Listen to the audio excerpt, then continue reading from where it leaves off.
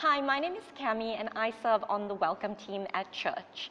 I am a lecturer and this is my story.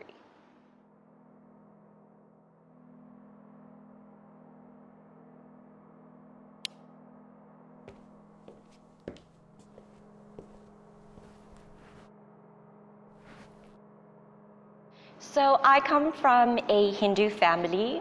My grandfather was a priest in a temple on the North Coast and very, very well respected. Religion and culture have always played a really important part in our family. Ever since I was really little, I felt that something was just missing in my life. I felt a calling, but I just didn't understand what it was. And then when I was about 5 years old, I had this really strange dream. It was kind of booming and a male voice that was all around me, and it sounded like it was resounding inside of me. And it just said to me, you need to find Lazarus. And it kept repeating that, you need to find Lazarus.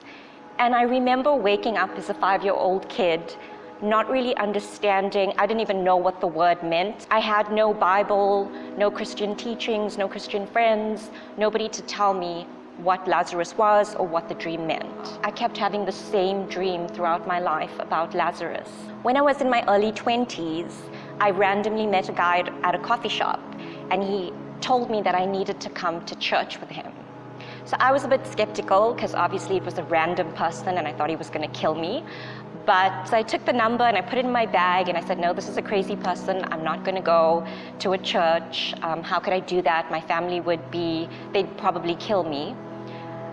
Later on that week, I had a near-death experience, and it forced me to actually take out the number from my bag, call the person, and I went to church. And I remember sitting at the front of the church. I was feeling really awkward, really scared, but the sermon was about Lazarus. And I just thought to myself, wow, I mean, that's what my dream has been telling me ever since I was a little kid. And that was my beginning into Christianity. So I was living in Thailand. I was teaching there for 3 years, and I was going through a really dark, broken place. And I'd come back to Durban, and I was really lost. I was very disconnected from other human beings, and mostly just disconnected from myself. I was too scared to go out and socialize, hang out with friends. I would just stay at home reading. One day I was chatting to a friend of mine and he said, you know what, you should go to Harvest Church. And I thought about it and I was like, no, I can't go to a church. I'm too scared, I'm too nervous, I don't want to see people.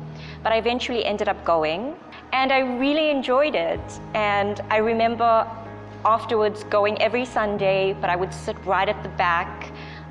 I would try not to look at people. People would be smiling and trying to engage with me, but I would just look down at the floor and I would listen to the sermon and I would rush out afterwards. One day, I think it was Julian that was speaking, and he was talking about the Holy Spirit. And I remember standing up. I felt really awkward to do it in church. And that day, something really shifted in me. Because when I stood up to leave, instead of rushing out the entrance and going to my car, I actually lifted up my head. I went straight to the welcome desk. And I know Mardeline was there with this big smile on her face. And I said to her, and I didn't even understand what I was saying, but the words just came out of my mouth. I said to her, I want to join a life group and I would like to volunteer. And she was like, awesome, I think you should volunteer with the Welcome team. And that was my beginning of serving on the Welcome team. And I love it. Every Sunday I get to engage with such amazing people, and there's just this wonderful connection at Harvest. It's not just a church, it's more like a playground. I feel like it's Jesus's playground, and people are just so loving. So I know what it's like to be sitting at the back, not knowing anyone, feeling really uncomfortable, feeling lonely. I know what that loneliness is like.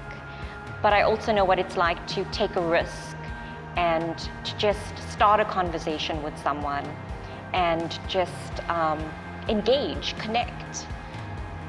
If you're feeling isolated and you're sitting at church right now or you're watching online, I would say to you, just step out of your comfort zone, take that risk, go and have a cup of coffee with someone and just open up.